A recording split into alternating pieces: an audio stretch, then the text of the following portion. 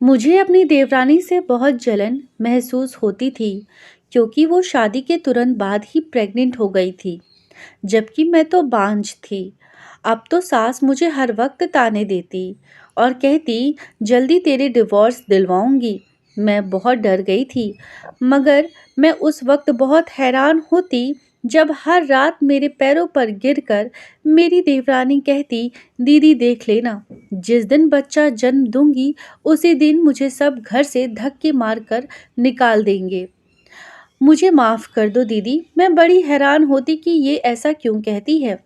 जिस दिन डिलीवरी का वक्त हुआ, देवरानी मुझे अपने साथ अंदर ले गई और चुपके से बोली, इस बच्चे को लेकर भाग जाओ, वैसे भी तू बांझ है। मैं बहुत खुश थी और फौरन बच्ची को लेकर भाग गई। जैसे ही दूध पिलाने के लिए मैंने उस बच्चे से कपड़ा हटाया तो मेरे होश उड़ गए, क्योंकि वहाँ बच्चा नहीं बल्कि पति का बड़ा। जिंदगी फूलों की सीज नहीं होती, हर इंसान का इम्तिहान होता है। मगर ना जाने मेरे हिस्से में इतने इम्तिहान क्यों आए थे। मैंने तो सोचा था कि शादी के बाद मेरी जिंदगी खुशियों से भर जाएगी, मैं अपने ससुराल वालों पर राज करूंगी। ये खुशी भी मेरे लिए मेरे दिल में इसीलिए पैदा हुई थी क्योंकि मैं बहुत ज़्यादा हसीन थी, हर देखने वाला मुझे सहारता था। मगर शादी के बाद मेरी जिंदगी में सिर्फ बदलाव आया था, जिससे कोई खुशी नहीं मिली। मेरी खूबसूरत से मेरी ननद बहुत जलती थी। इस बात का अंदाज़ा मुझे शादी के दूसरे ही दिन हो गया था, जब मैं सुबह नहाकर कमरे से बाहर निकली ताकि अपने और अपने पति के लिए नाश्ता बना सकूं। मगर मुझे पता नहीं था कि मेरे ना होने पर मेरी नंद कमरे में घुस जाएगी। जब मैं नाश्ता बनाकर वापस कमरे में गई तो उसने मेरा सारा सामान उलट पलट किया हुआ था।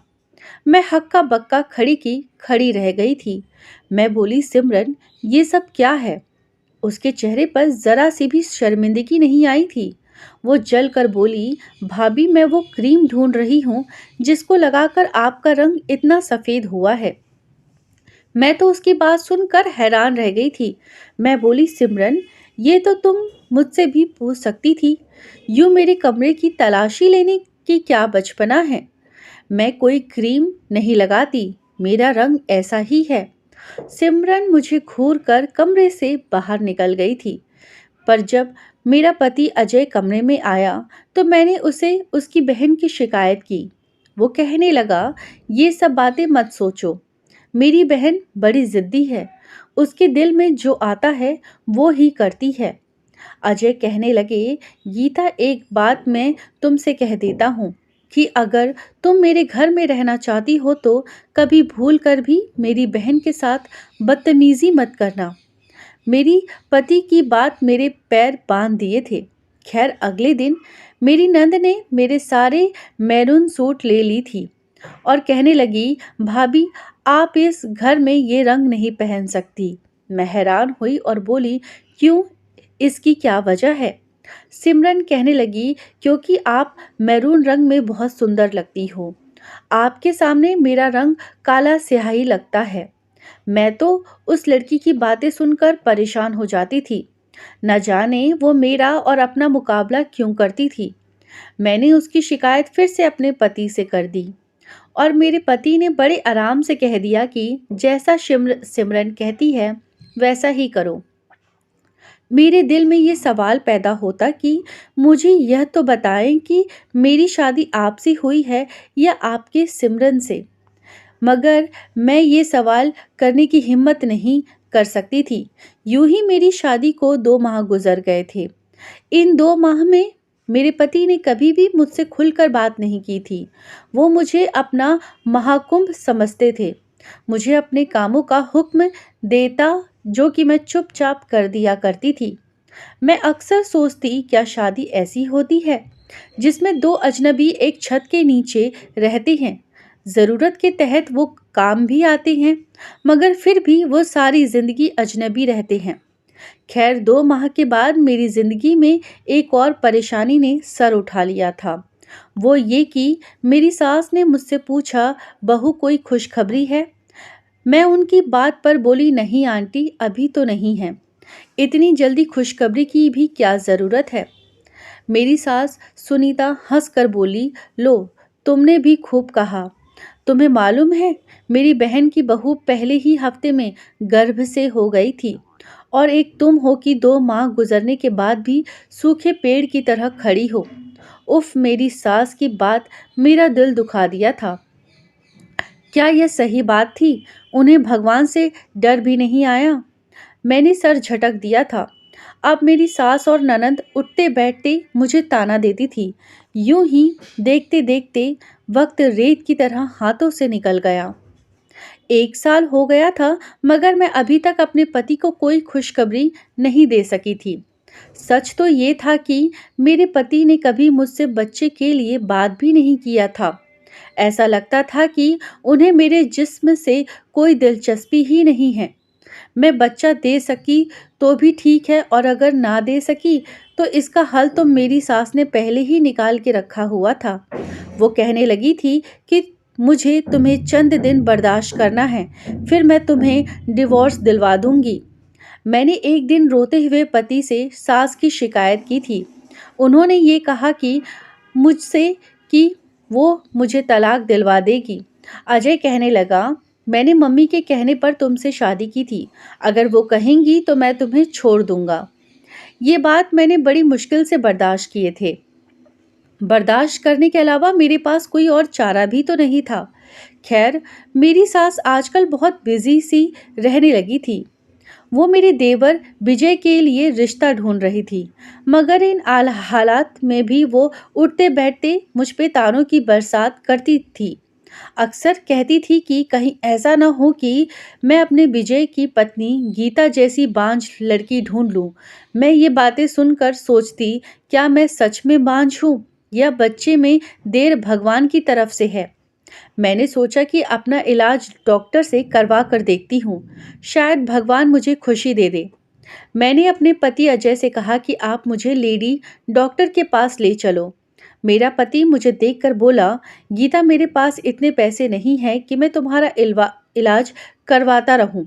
मैंने ये सुना है कि जो औरत बांझ होती है वो अपना जितना मर्जी इलाज करवा ले, वो औलाद पैदा करने के काबिल नहीं हो सकती। मैं तो रोने लगी थी। ये बातें मुझे दिमागी तौर पर बीमार कर रही थी। उन दिनों मेरी सास को विजय के लिए एक अच्छी लड़की मिल गई थी। मैंने सोचा कि क्या पता कि देवरानी के आने के बाद मेरे हालात बदल जाएं। इसीलिए मैंने इस शादी की तैयारियां में बढ़ चढ़ कर हिस्सा लिया था। घर के सारे काम मैंने अपने हाथों में ले लिए थे, और फिर एक रोशन दिन में सीता और मेरी देवरानी बनकर हमारे घर आ गई थी। मैं बहुत खुश थी कि चलो, हम दोनों की खूब दोस्ती हो जाएगी। मगर ये मेरी गलतफहमी ही साबित हुई थी, क्योंकि वो सीता बहुत पढ़ी लिखी थी। वो तो अपने काम से ही काम रखती थी, किसी के साथ ज़्यादा बातचीत भी नहीं किया करती थी। मैं भी बहाने बहाने से उसका दिल हासिल करने की कोशिश करती थी, मगर वो कोई खास जवाब नहीं देती थी। असल में सीता अपने लिए पनाह ढूंढ रही थी। मेरी नंद सिमरन भी सीता के साथ बहुत अच्छी थी। उसने सीता पर किसी किस्म की कोई पाबंदी नहीं लगाई थी कि आप फलाना रंग नहीं पहनोगी या ये या वो।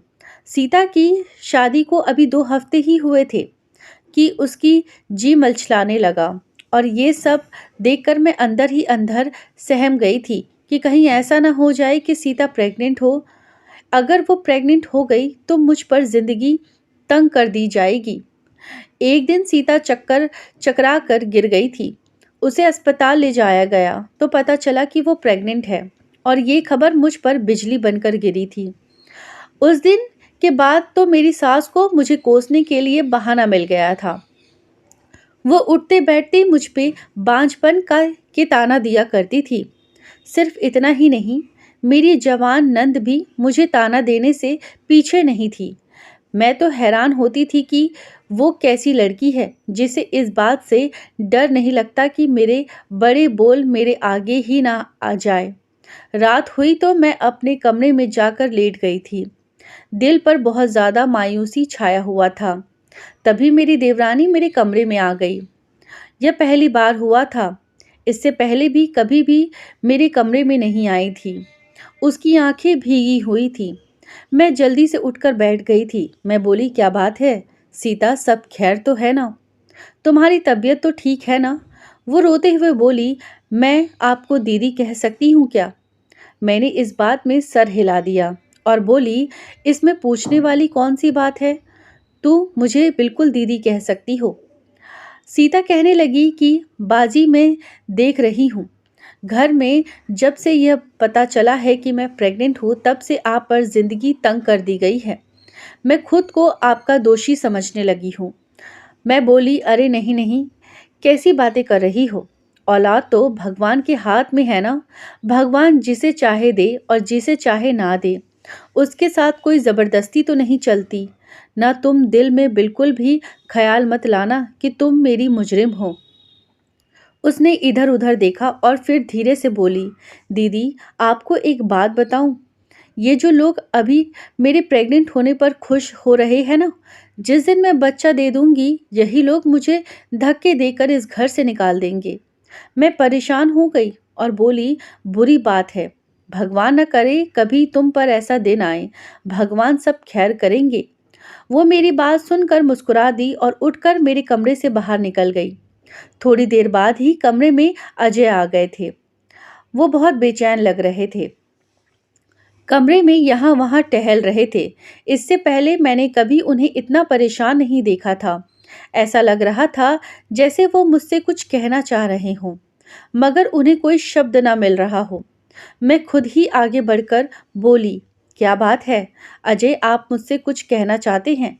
मेरी बात सुनकर उन्हें थोड़ी हिम्मत मिली। वो बोले, हाँ, मुझे तुमसे एक बात पूछनी थी। ये विजय की पत्नी अभी तुम्हारे पास क्यों आई थी? मैं बोली, बस वैसे ही मुझसे बातें कर रही थी। अजय जल्दी से मेरे पास बैठ गए और बोले, अच्छा क्या बातें कर रही थी? मैंने आज तक उन्हें किसी से इस कदर दिलचस्पी लेते हुए नहीं देखा था। मैंने बोली, बस कुछ नहीं। वो फिर से मुझसे बोले, मुझे एक बात बताओ, तुम दोनों में क्या बातें हुई थी? मुझे अब अजय पर गुस्सा आ रहा था। उन्होंने मुझ में तो कभी कोई दिलचस्पी नहीं ली थी। मैं बोली, बस वो अपने प्रेग्नेंट के बारे में बातें कर रही थी। अजय का चेहरा रेड पड़ गया था। वो बोले, कैसी बातें? मतलब प्रेग्नेंट की क्या बातें कर रही थी?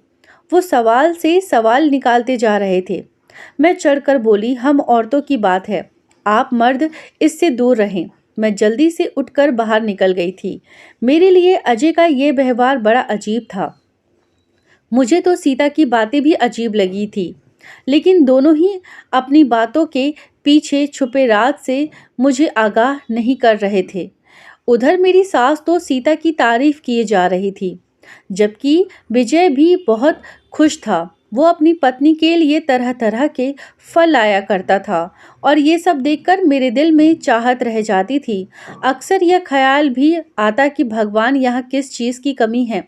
अगर वो मेरी देवरानी को औलाद दे सकता है तो मुझे क्यों नहीं दे सकता?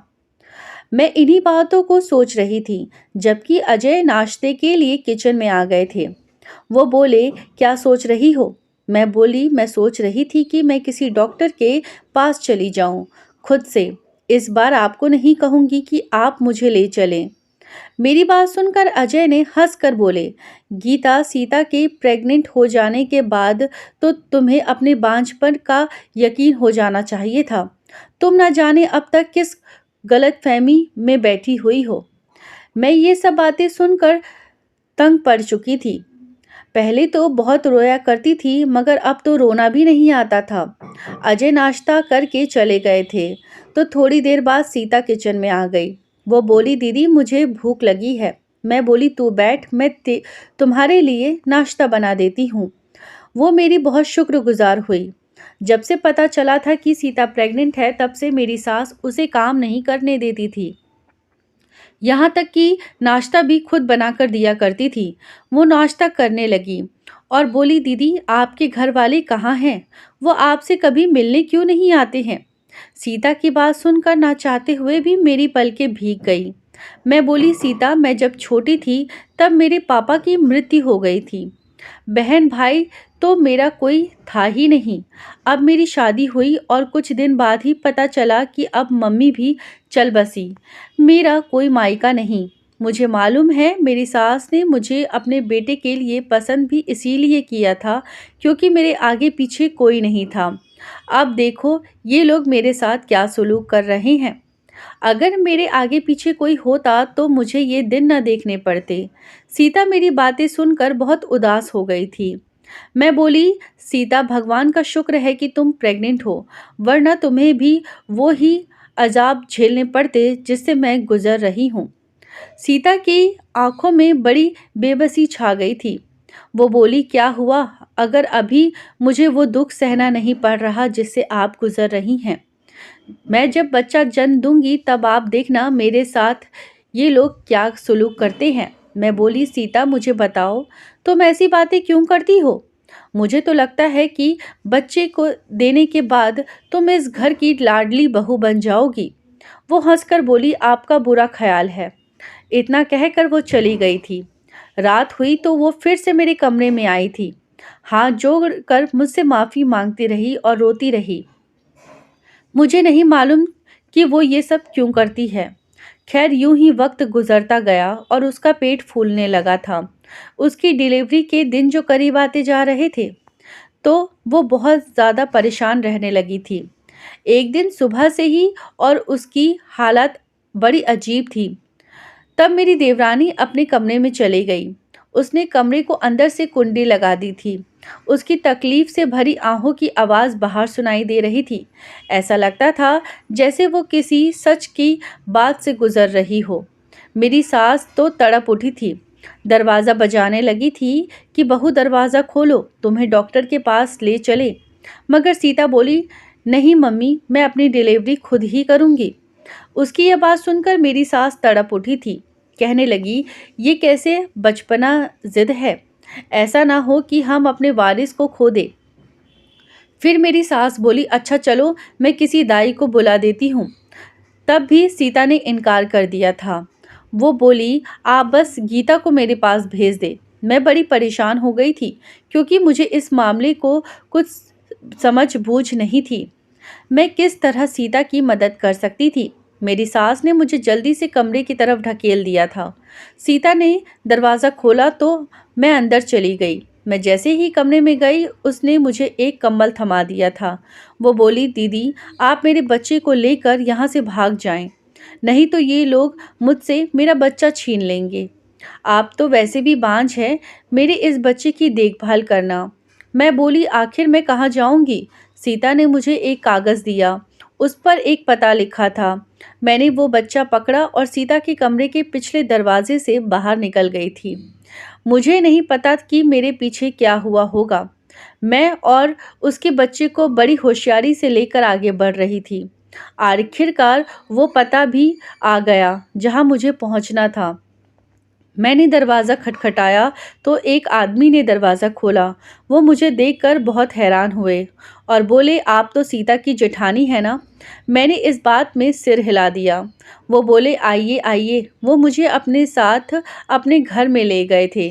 वहाँ सीता की मम्मी और बहन भाई मौजूद थे और उसकी मम्मी ने मुझसे पूछा कि आपकी गोद में क्या है।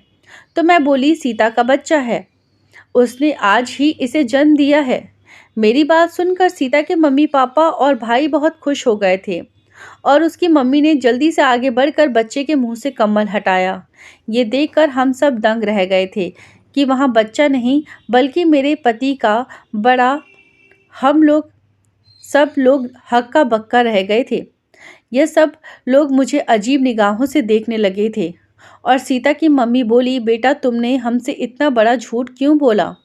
मैं रोने लगी थी। मैं बोली, नहीं आंटी, मैंने आपके साथ कोई झूठ नहीं बोला, बल्कि ऐसा मजाक तो मेरे साथ सीता ने किया है।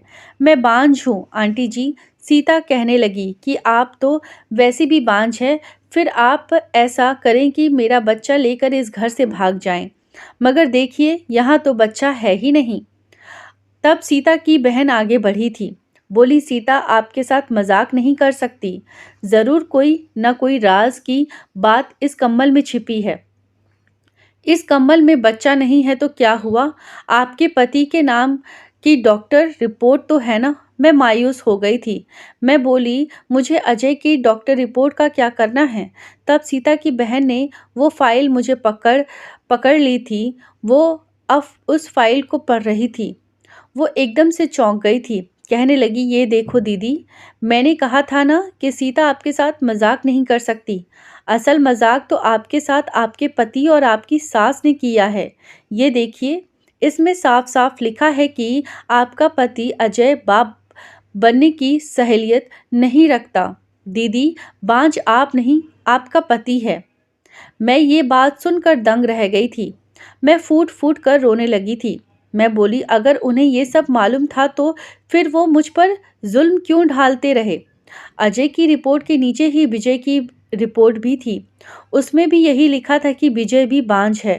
तब सब लोग चौंक गए थे और सीता की बहन बोली, दीदी, सीता ने आपके हालात देखकर झूठ मूठ का ड्रामा रचाया होगा कि वो प्रेग्नेंट है, क्योंकि वो जानती थी कि अगर वो ऐसा ना करती तो घर में सब उनसे भी नफरत करने लगते। सीता ने ड्रामा रचाया तो उसकी सास को लगा होगा कि शायद मौत सा हो गया है और मेरे बेटे की खामी दूर हो गई है, जबकि वो तो उन लोगों के साथ रहकर उनका राज मालूम करना चाहती थी। असल राज तो यह है कि वो दोनों भाई औलाद पैदा करने के काबिल नहीं हैं। तो अब मुझे समझ में आया कि सीता क्यों कहती थी कि इन लोगों ने मुझसे बच्चा छीनकर मुझे घर से निकाल देना है। सीता के मम्मी पापा बोले, हम अपनी बेटी को उन कमीनों के घर से वापस लेने जा रहे हैं। मैं बोली, अंकल, मैं भी आपके साथ चलूंगी। वो राजी हो गए थे।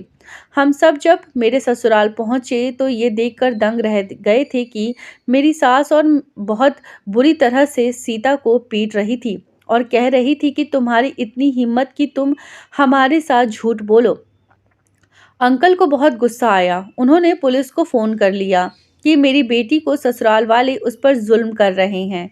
अजय भी अपने कमरे से बाहर आ गया तो मैं आगे बढ़ी और एक ज़ोरदार थप्पड़ उसके मुंह पर मारा था और फिर थूक कर बोली, मैंने अपनी ज़िंदगी में तुम जैसा कमीना इंसान नहीं देखा। तुम मुझे भरोसे में लेकर अपनी खामी बता सकते थे। मैं तब भी तुम्हारा साथ देती, हम बच्चा खरीद लेते, कोई दिक्कत नहीं होता।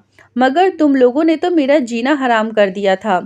तुम लोगों ने मुझे नसियाती बना दिया था। मुझे फ़ौरन डिवोर्स दो। अजय ने तो मुझे डिवोर्स दे दी, मगर विजय बोला कि मैं अपनी पत्नी को डिवोर्स नहीं दूंगा। मैं उसे इस धोखे का मज़ा चखाऊंगा जिसने मुझे उसने मुझे पिछले 9 माह से रखा हुआ था। इतने में पुलिस आ गई थी। पुलिस ने दोनों भाइयों को अपनी पत्नियों पर जुल्म करने के लिए गिरफ्तार कर लिया था। उसके बाद सीता के मम्मी पापा मुझे अपने साथ ले गए थे। वो कहने लगे कि आज से हमारी बेटी बनकर रहोगी। सीता ने अपने पति को डिवोर्स का मुकदमा दर्ज किया था। उसे भी डिवोर्स मिल गया था और यूं हम दोनों लड़कियों की जिंदगियां सीता की समझदारी की वजह से बच गई थी। तो हेलो दोस्तों, आशा करती हूँ आपको हमारी कहानी अच्छी लगी होगी। आप किस कहानी में क्या रहा, प्लीज़ कमेंट बॉक्स में कमेंट करके ज़रूर बताएं। और अगर मेरे चैनल पर नए हैं तो चैनल को सब्सक्राइब करें और वीडियो को लाइक कीजिए और हाँ, नोटिफिकेशन आइकॉन को प्रेस कीजिए। धन्यवाद।